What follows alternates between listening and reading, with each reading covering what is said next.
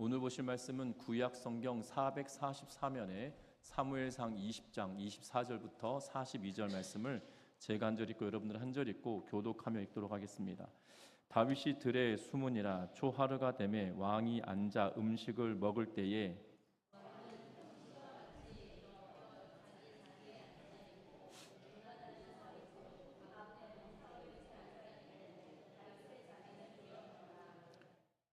그러나 그날에는 사울이 아무 말도 하지 아니하였으니 이는 생각하기를 그에게 무슨 사고가 있어서 부정한가 보다 정령이 부정한가 보다 하였음이더니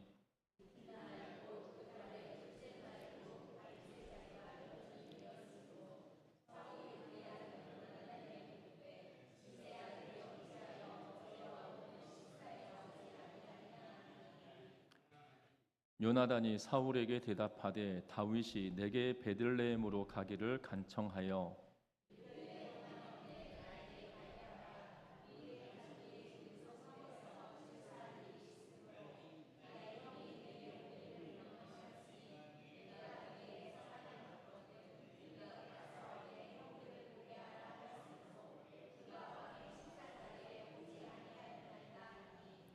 사울이 요나단에게 화를 내며 그에게 이르되 패역무도한 계집의 소생아 내가 이새의 아들을 택한 것이 내 수치와 내 어미의 벌거벗은 수치됨을 내가 어찌 알지 못하랴.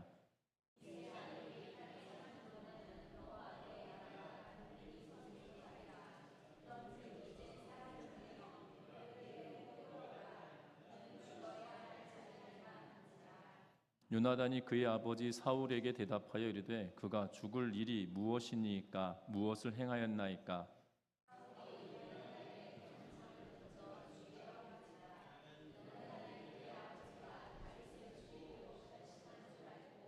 심히 노하여 식탁에서 떠나고 그 달의 둘째 날에는 먹지 아니하였으니 이는 그의 아버지가 다윗을 욕되게 하였으므로 다윗을 위하여 슬퍼함이었더라.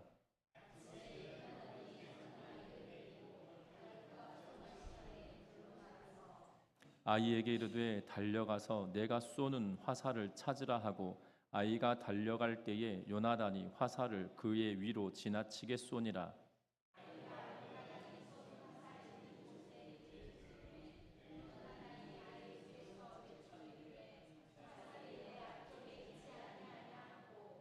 요나단이 아이 뒤에서 또 외치되 지체 말고 빨리 다름질하라 하며 요나단의 아이가 화살을 주워 가지고 주인에게로 돌아왔으나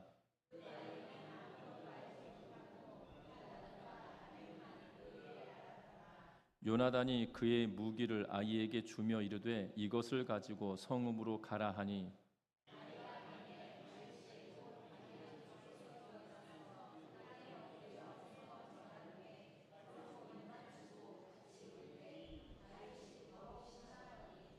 같이 읽습니다. 요나단이 다윗에게 이르되 평안히 가라. 우리 두 사람이 여호와의 이름으로 맹세하여 이르기를 여호와께서 영원히 나와 너 사이에 계시고 내 자손과 내 자손 사이에 계시리라 하였느니라 하니 다윗은 일어나 떠나고 요나단은 성읍으로 들어가니라. 아멘. 우리 서로 인사 나누고 말씀 나눕니다. 사랑하고 축복합니다.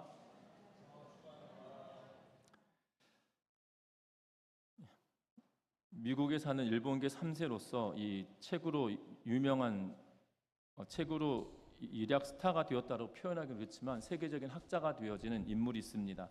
그는 프란시스 후쿠야마라고 불려지는 교수인데요. 이 프란시스 후쿠야마는 그에게 두 권의 책이 굉장히 대표적인 책인데 그 중에 한 권이 이것입니다.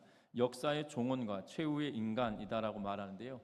또 번역을 어떤 책은 역사의 종말이다라는 표현으로 번역되어지기도 했습니다. 1992년에 쓴 그의 책인데 그 책의 핵심은 이러합니다. 인류의 역사는 굉장히 길다라고 이야기하고 그리고 이 역사 속에 인간이 추구하였던 것이 두 가지가 있다라고 말합니다. 하나는 뭐라고 이야기하냐면 경제적으로 지금보다 더 잘 살겠다라는 경제적인 욕구가 이 사람들에게 다 있다라는 거고 또 하나는 타인으로부터 인정받고자 하는 욕구가 사람들에게 있다라는 것입니다. 그래서 이 프란시스 후쿠야마는 이 두 가지로 100년 동안의 자본주의와 사회주의의 다툼에서 사회주의가 패배되게 되었던 이유를 이 두 가지 원인으로 설명해내고 있는 것을 보게 되죠.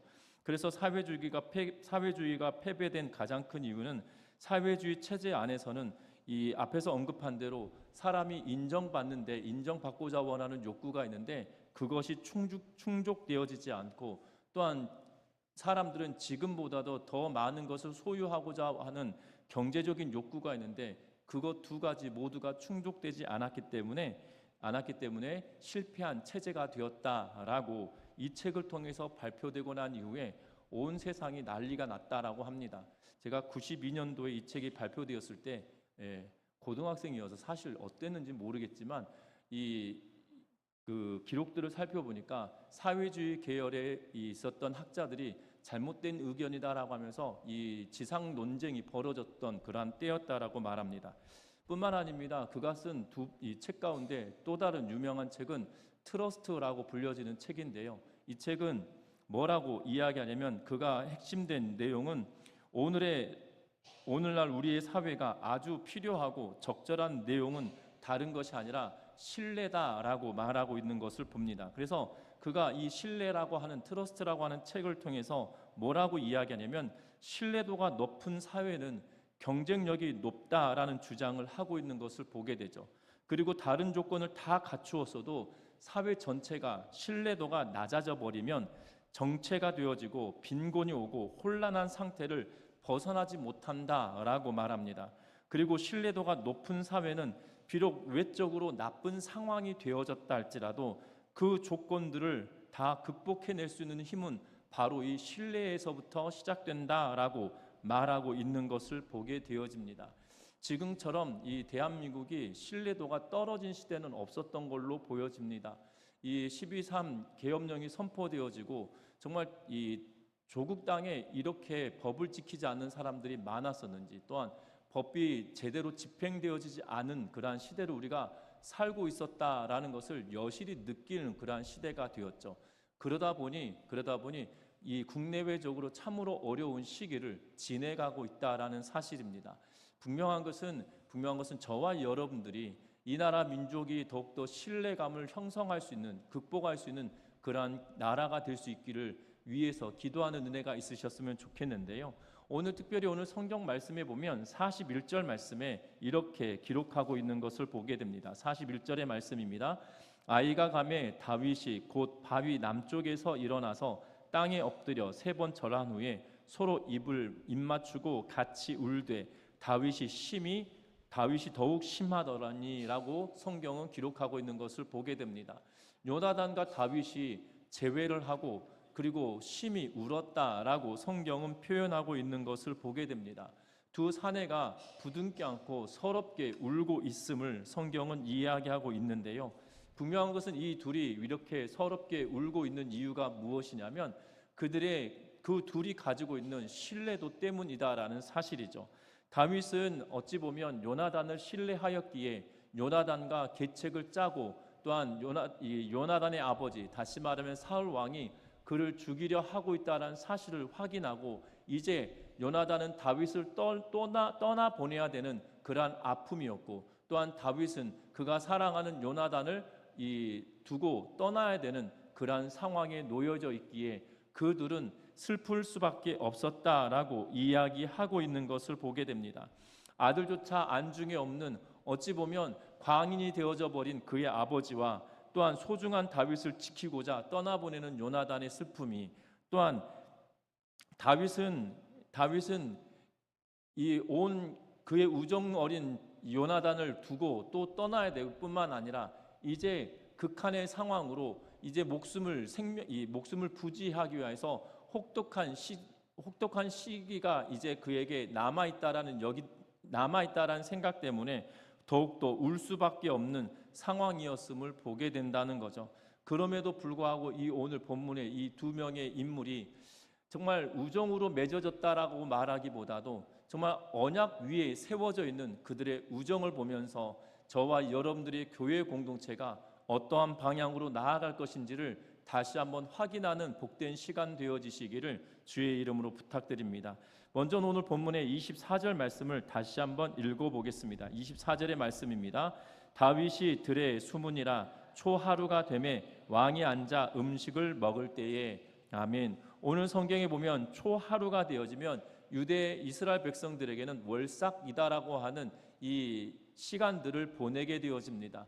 다시 말하면 매달 첫 번째 날을 월삭이다라고 해서 하나님께 예배하며 드려지는 그러한 시간들입니다. 그런데 이 월삭은 어느 시점에 있는지는 모르겠으나 3일 동안 행하여지는 그러한 일들을 보면 아마 정초가 되어지지 않았나라고 추정을 하고 있는 그러한 모습을 보게 됩니다. 그런데 오늘 성경의 말씀에 보면 그가 이 하루 동안 숨어 있게 되는데 그 첫 번째 이 3일 동안 이어지는 시간 동안 첫 번째 날은 왕이 평상시와 같이 벽 곁에 있고 또한 요나단이 서 있고 아브넬이 사울 곁에 군대 장관으로 자리를 세우고 있고 그런데 다윗은 그의 자리가 비어 있었음을 말합니다. 그런데 이 첫날은 아무런 이야기가 없이 그냥 지나가지게 됩니다. 왜냐하면 이 월삭은 하나님께 드려지는 시간이기에 부정한 상태로 이 음식을 대할 수가 없고 그 자리에 참여할 수 없었기 때문에 혹여 그에게 부정한 일이 있는가라고 하여서 함께 하지 못한 것은 그냥 이해가 될 수 있을 만한 일이었다는 거죠. 그런데 27절 말씀에 보면 이튿날이 되었다라고 말합니다.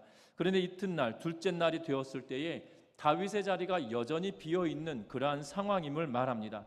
그때서야 비로소 사울이 요나단에게 묻습니다. 이새의 아들이 어찌하여 어제와 오늘 식사에 나오지 않았는가? 라고 하며 요나단에게 사울이 질문을 하고 있는 그러한 모습을 보게 됩니다.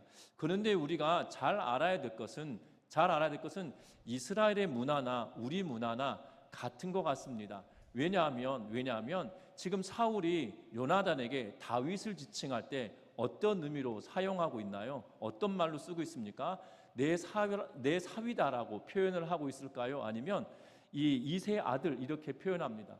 우리는 내 사위 그러면 좀 친근해 보이지만 누구누구네 아들 이렇게 표현하면 내 사위를 누구누구네 아들 이렇게 표현하면 어떤 의미일까요? 우리나라 문화권 안에서도 우리 문화권 안에서도 누구누구의 아들 이렇게 부르면 그 사위를 폄하하는 것처럼 느껴지지 않겠습니까? 네, 저만 그러나요? 저는 한 번도 그렇게 불려본 적이 없지만 제가 워낙 사랑을 많이 받는 사위이기 때문에 그럴 일은 없지만 여러분들 그렇다면 무시당하는 그러한 상황일 거예요. 반면에 여러분들의 딸들이 며느리로 들어가 있는 자리에 내 사랑하는 며느리다 이렇게 불림을 당하는 게 좋을 것 같습니까? 누구네 딸 이렇게 말하는 게 좋을 것 같으십니까?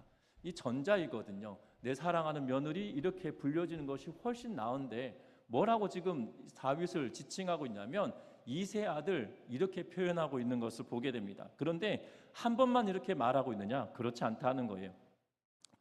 다윗을 지칭할 때 사울은 이때부터 시작해서 꾸준히 이세 아들이다라는 말이 입에서 떨어지지 않는 그러한 모습을 보게 됩니다. 그냥 단순히 사울이 다윗을 미워한 정도가 아니라 그를 완전히 폄하하고 있는 이 모습을 보게 되어지고 있다라는 거죠. 그때 요나단이 다윗에 대하여서 사울에게 말하는데 네 가지 이유로 이곳에 참석하지 못하였다라고 말합니다. 그 이유는 다른 것이 아니라 베들레헴으로 가기를 간청했기 때문인데 그 베들레헴으로 가는데 간청하였는데 그 내용이 이러합니다.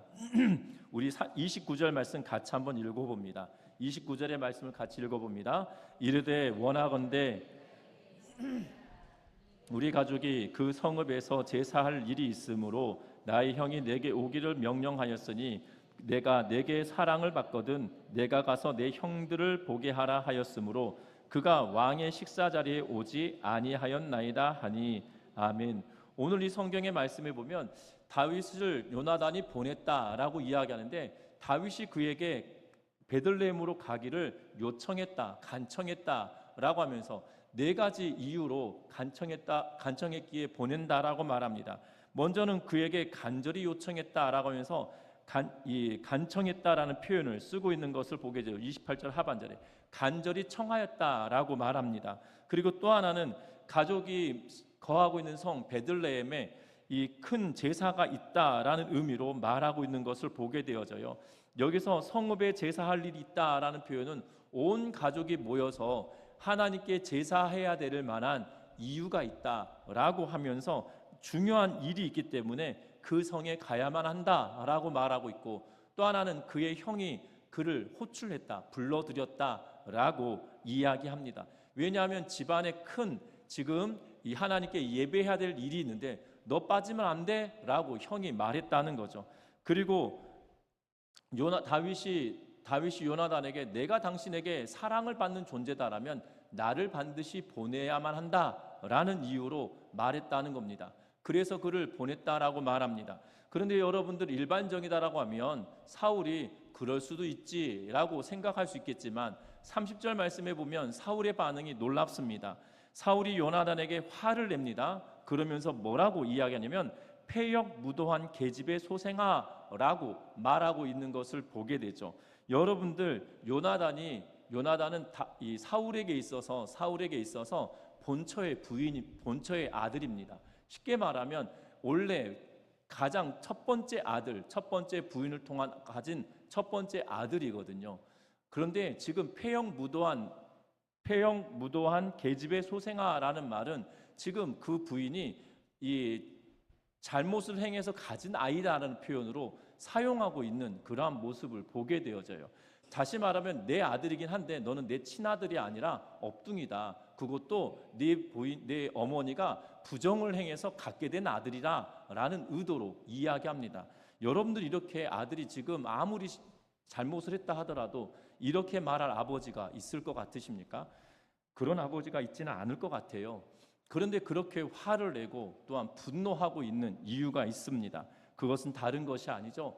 다윗을 죽일 수밖에 없는, 꼭 죽여야겠다라고 확신하는 그 마음 때문에 지금 요나단에게 분노를 일으키고 있는 것을 보게 되고, 심지어 요나단에게 그냥 이 수치스러운 아들이다라고만 말하고 있는 것이 아니라 오늘 뒤에 보면 이 33절 말씀에 요나단에게 단창까지 던져 그를 죽이려 하고 있는 그러한 모습을 봅니다. 사실 죽이려고 한 것이 아니라 분노 때문에 요나단에게 창을 던졌다라고 말할 수 있겠지만, 여러분들 창을 던진다는 게 쉬운 일이겠냐 이 말이에요. 그리고 지금 사울이 퇴위를 하게 된다라면 그 뒤를 이을 수 있는 왕세자 같은 존재인데 그에게 그렇게 할 수 있는 것은 쉽지 않은 일이다라는 사실입니다. 그런데 이렇게 분노하고 있는 이유가 있다라는 사실이에요. 왜냐하면 내가 가서라고 표현되어져 있는 이 29절 말씀에 보면 내가 내게 사랑을 받거든 내가 가서라고 번역하고 있는 이 단어가 있는데요. 이 내가 가서라고 번역되어져 있는 이 단어는 어떤 의미로 사용하고 있냐면 빠져나가다라는 의미로 사용하고 있는 것을 보게 되어져요. 그러니까 나로 가게 하라라는 말은 내가 빠져나가게 해달라라는 말로 사용하고 있다는 거예요. 그러니까 요나단은 그의 아버지를 시험하기 위해서 요나단이 진짜 다윗을 아버지가 죽이려고 하는 것이 아닌가라는 것을 확인하기 위하여서 유독 이 단어를 거기다 집어넣어서 쓰고 있다는 거예요. 다시 말하면 다윗이 말하는데 다윗이 여기서 빠져나가도록 해달라고 했다라는 거예요. 여러분들 고향 땅에 일이 있어서 간다고 하는데 그럼 요나단이 뭐라고 해야 되는 거예요? 요나단 나에게 말하는데 갔다 오겠다라고 말하는 게 맞을 텐데 지금 마치 어떤 함정이 있는데 그곳에서 빠져나가는 듯한 표현으로 그가 여기서 빠져나가기를 원합니다 라는 거예요. 지금 이 도성에서, 다시 말하면 수도라고 불려진 기브아 땅에서 자신의 고향 땅으로 돌아가겠다, 빠져나가겠다라는 말로 사용하고 있기 때문에 더 분노 어린 그러한 마음으로 요나단을 책망하고 있는 그러한 모습을 보고 있다는 겁니다. 요나단이 그에게 이 함정을 팠다라고 말하기는 그렇겠지만 아버지의 마음을 명확하고 분명하게 알기 위하여 이 말 한마디에 이 열쇠를 쥐어주고 그것을 통하여 그의 아버지가 분노를 일으키고 있는 모습을 확인하고 있다라는 사실이죠. 여러분들 상황은 이러합니다. 그러면 여러분들이 요나단이다라면 어떤 반응을 보이시겠습니까? 내가 왕세자이고 아버지가 분노하고 다윗을 죽여야 된다라고 말하고 죽여야 될 명분을 뭐라고 이야기하고 있냐면 31절에 이새의 아들이 땅에 사는 동안은 너와 내 나라가 든든히 서지 못하리라 라고 이야기하면서 아버지가 염려하고 근심하고 걱정하는 것은 다윗이 이 나라의 반역자로 언젠간 세워질 거야. 너와 네 나라가 든든하게 서지 못하도록 너를 대적할 자가 된다라고 하며 명분을 이야기하고 있는 것을 보게 되죠. 내가 왜 다윗을 미워하는지, 내가 왜 다윗을 죽이려고 하는지 너는 그것을 알지 못하느냐라고 말하고 있는 그러한 모습을 보게 됩니다. 여러분이다라면 어떤 선택을 하실까요? 요나단이 여러분들이 왕세자이고 또한 다윗과 같은 내가 가장 절친이라고 여겼던 사람이 언젠간 반역을 일으켜 나와 대적하는 그러한 상황이 생길 것을 예측하고 그것이 싹이 보이고 있는 존재다라면 여러분들은 어떻게 하실 것입니까? 분명한 것은 요나단은 이것을 알고 있어요. 이미 요나단도 알고 있습니다. 그래서 42절에 뭐라고 이야기하냐면 요나단이 다윗에게 이르되 평안히 가라. 우리 두 사람이 여호와의 이름으로 맹세하여 이르기를 여호와께서 영원히 나와 너 사이에 계시고 내 자손과 네 자손 사이에 계시리라 하였느니라 하니 다윗은 일어나 떠나고 요나단은 성읍으로 들어가니라 라고 말씀하고 있는 것을 보게 되죠. 지금 내가 너를 지켜주었기 때문에 너와 내 사이에 있는 것처럼 내 자손도 너의 자손과 함께 있기를 원한다. 지금 이 언약을 내가 지켜냈던 것처럼 너도 이 약속을 지켜내길 바란다라는 의미로 말하고 있는 것을 보게 돼요. 쉽게 말하면 지금 내가 너를 보호해 주은 것처럼 너도 네 후손이 내 후손들을 보호해 주기를 원한다라는 의도로 지금 말하고 있다는 거예요. 다시 말하면 요나단도 다윗이 내가 왕이 아니라 다윗이 왕이 될 수도 있다라는 사실을 알고 있고 다윗이 왕이 되었을 때에 요나단과 사울의 가문은 어떠한 가정이에요? 다 숙청의 대상이 되어지는 그러한 집안이겠죠. 그러한 것을 예측하며 내가 너를 돌보았던 것처럼 너도 내 가문을 돌보아 달라, 내 자손을 돌보아 달라라고 요청하고 있는 그러한 모습을 보게 됩니다. 알매도 불구하고 요나단의 선택은 아버지처럼 분노를 일으키며 다윗을 죽이겠다라고 나서고 있는 것이 아니라 이미 이전에 약속했던 것처럼 활과 화살을 가지고 또한 그 활을 쏘고 나면 그것을 가지고 올 시종을 데리고 나가고 있는 모습을 보게 되죠. 그래서 아침에 요나단이 작은 아이를 데리고 다윗과 정한 시간에 들로 나가고 있는 것을 봅니다. 그리고 활을 쏩니다. 그리고 그 아이에게 말하죠. 네 앞에 있으니 속히 가서 가져오라 라고 말하고 너가 이 빨리 다름질하라, 지체 말고 빨리 다름질하라 라고까지도 말하며 다윗에게 신호를 보내고 있는 그러한 모습을 보게 됩니다. 여러분들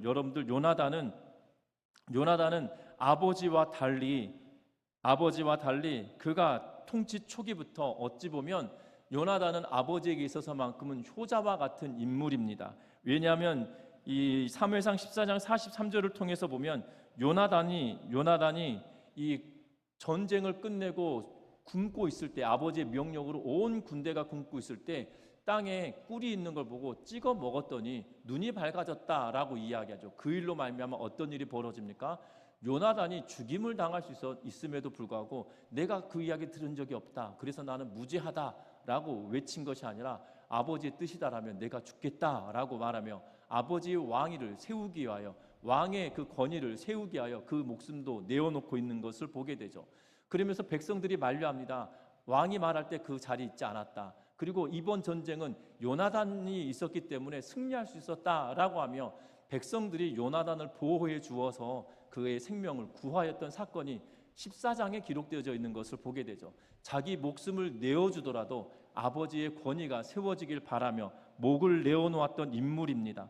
뿐만 아닙니다. 다윗에게 그의 아버지를 변호하였던 인물이기도 합니다.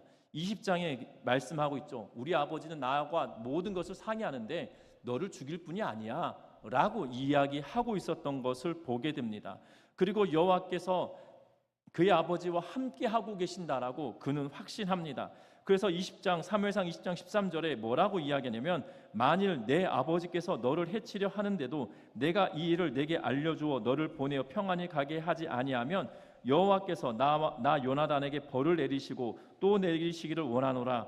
여호와께서 내 아버지와 함께 하신 것 같이 너와 함께 하기를 원하노라 라고 하면서 내 아버지와 여호와께서 내 아버지와 함께 계셔 라고 하며 말을 하고 있는 것을 보게 되죠.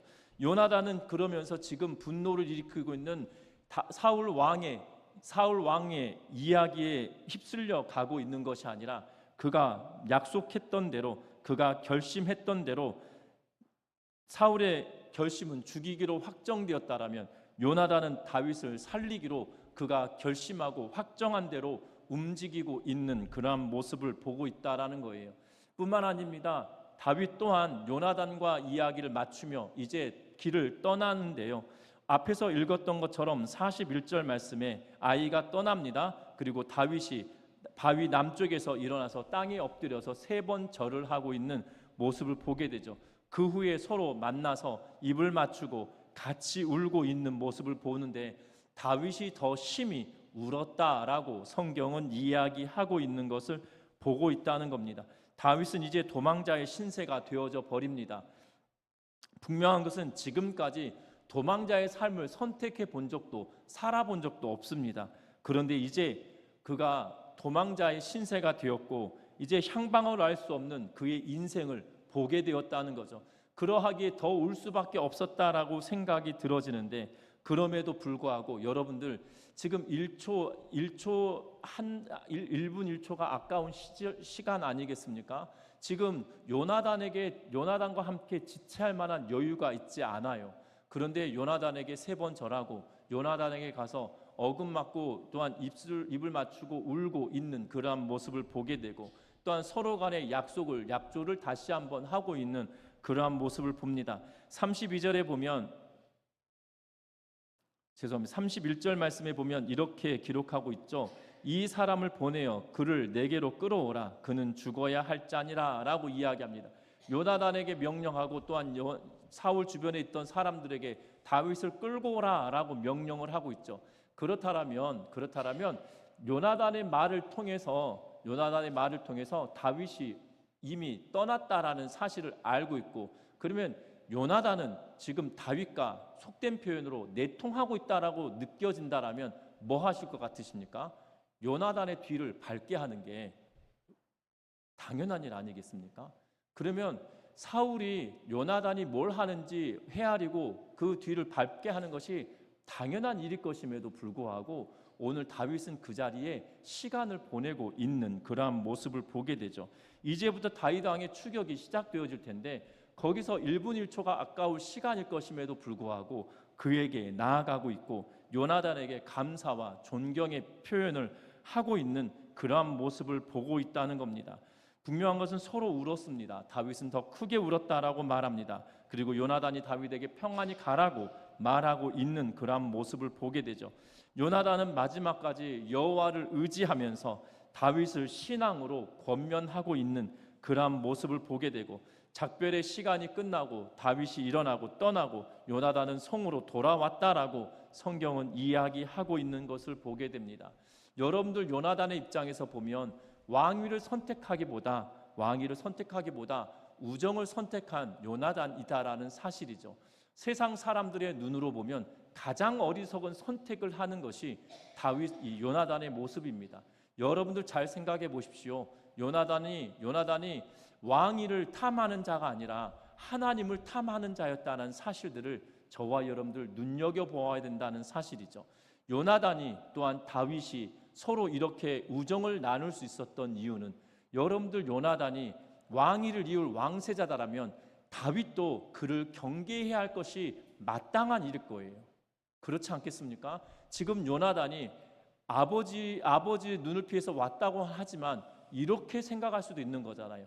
요나단이 지금 나를 속이고 나를 잡을 사람을 내 주변에 숨겨놓았다라고 생각할 수도 있을 것임에도 불구하고 다윗은 오롯이 요나단을 신뢰하고 있는 그러한 모습을 보고 있다는 거예요.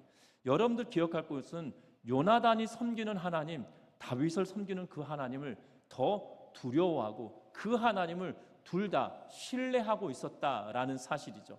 여러분들 세상의 왕위를 더 추종하는 것이 아니라 하나님의 뜻을 더 분별하기를 원했던 마음이 요나단에게 있고 또한 다윗에게도 있었다라는 사실들을 여러분들 주목하는 은혜가 있으시기를 주의 이름으로 부탁드립니다. 여러분들 우리가 이 땅의 삶을 살아갈 때도 마찬가지예요. 세상은 우리들에게 끊임없이 말합니다. 내가 예수 믿는 것이 뭐 대단한 일이야? 하나님을 섬기는 일이 대단한 일이야? 너의 유익대로 살아내는 게 낫지 않겠어? 라고 끊임없이 우리를 현혹하고 유혹합니다. 그런데 분명한 것은 하나님이 나를 택하시고 나를 사랑하신다는 그 마음에, 그 말씀에 신뢰하며 하나님의 말씀을 쫓아 살아가는 우리 전미중앙교회 모든 성도님들 되시기를 주의 이름으로 부탁드립니다. 예수님은 예수님은 세례를 받으시고 난 이후에 광야에 나아가셨을 때 40일 금식합니다. 그리고 나서 사탄이 예수님께 시험하죠. 뭐라고 시험합니까? 내가 천하 만국을 너에게 줄 터이니 나에게 절하라 라고 말하자 예수님은 뭐라고 말씀하십니까? 주 너의 하나님만 사랑하라고 성경은 기록하고 있다라고 말하며 그것을 거절하고 있는 그러한 모습을 보게 되죠. 분명한 것은 예수님은 하나님을 사랑하셨기 때문에 그 유혹도 이겨냈다라는 사실이고 요나단도 다윗도 동일하게 하나님을 향한 사랑이 더 컸기에 그들의 주변에 있는 그 어떠한 유익처럼 보여지는 것을 거부하는 힘이 있었다라는 사실입니다. 또한 예수님께서 이렇게 말씀합니다. 누가복음 14장 26절 말씀에 보면 무릇 내게 오는 자가 자기 부모와 처자와 형제와 자매와 더욱이 자기 목숨까지 미워하지 아니하면 능히 내 제자가 되지 못하고 라고 말씀하고 있는 것을 보게 되죠. 저와 여러분들 신앙생활하며 하나님의 자녀가 되었다, 예수 그리스도의 제자된 삶을 살겠다라고 이야기하고 고백한다라면 중요한 것은 내 인생의 가장 우선순위를 하나님으로 두는 은혜가 있으시기를 주의 이름으로 부탁드립니다. 다윗이 그러하였고 요나단이 그러하였던 것처럼 다윗과 요나단뿐만 아니라 믿음의 선진들이 그 길을 걸어냈던 것처럼 저와 여러분들도 내가 취할 수 있는 가장 중요한 것들이라고 여겨지는, 아니 세상에서 이것이 중요해라고 말하는 것들보다 하나님을 더 신뢰하고 하나님의 말씀을 더 존중하며 그 말씀대로 순종하며 살아가는 우리 전미중앙교회 모든 성도님들 되시기를 주의 이름으로 부탁드립니다. 말씀을 맺으려고 합니다. 하나님이 그 백성을 버려두신 바 되지 않는다라는 사실입니다. 누군가는 때로는 죽을 수도 있을 겁니다. 또한 죽어가고 있는 어리석은 사울과 같은 길을 선택하는 자도 있을 것입니다. 그런데 분명한 것은 다윗은 하나님이 원하시는 길을 선택했고 요나단도 동일하게 하나님이 기뻐하시는 길을 선택하며 나아가고 있다는 거죠. 때로는 이 선택을 할 때 용기가 필요할 것입니다. 또한 흔들림 없는 마음 자세를 유지하기 위해서는 우리가 삶의 무게보다 하나님을 사랑하는 마음의 무게가 더 커야 된다라는 사실이죠.